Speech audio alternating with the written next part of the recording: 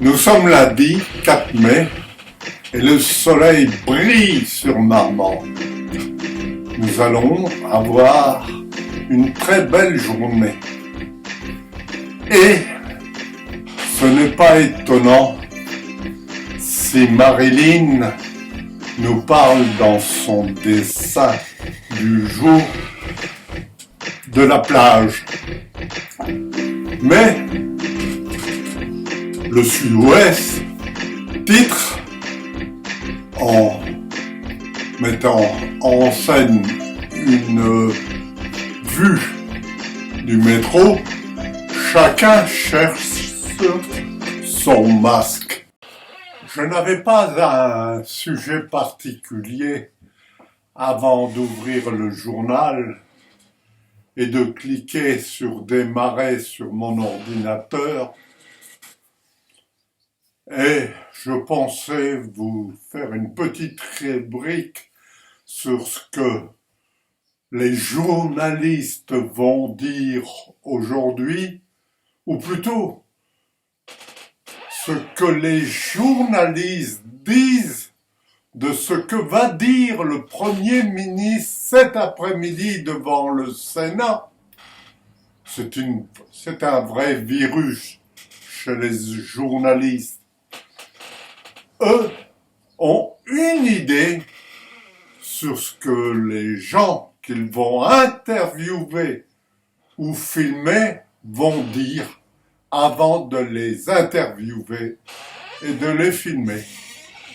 C'est ce que j'appellerais le virus du on dit ce qu'il doit dire ou ce qu'il va dire.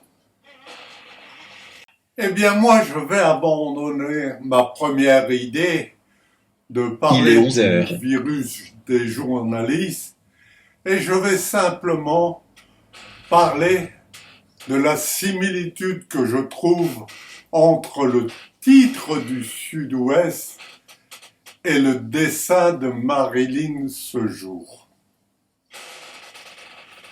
Vous vous interrogez quelle peut être cette similitude? Je dirais cet objet de discussion ou de dessin. Eh bien, la photographie de Sud-Ouest nous montre le problème que vont rencontrer les Parisiens se rendant au travail le 11 mai. Et le dessin de Marilyn nous montre la préoccupation majeure du gouvernement qui ne veut pas le dire comme je vais le dire, mais le gouvernement ne veut pas que les Parisiens se précipitent à la bolle ou sur d'autres plages lors du 11 mai pour le déconfinement. Voilà ce que j'appelle une similitude entre un titre de journal et un dessin du jour de Marilyn.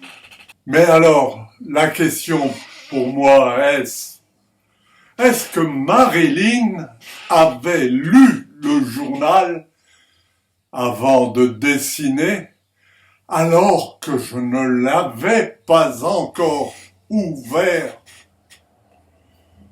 Marilyn, c'est vraiment une visionnaire du monde marmandais.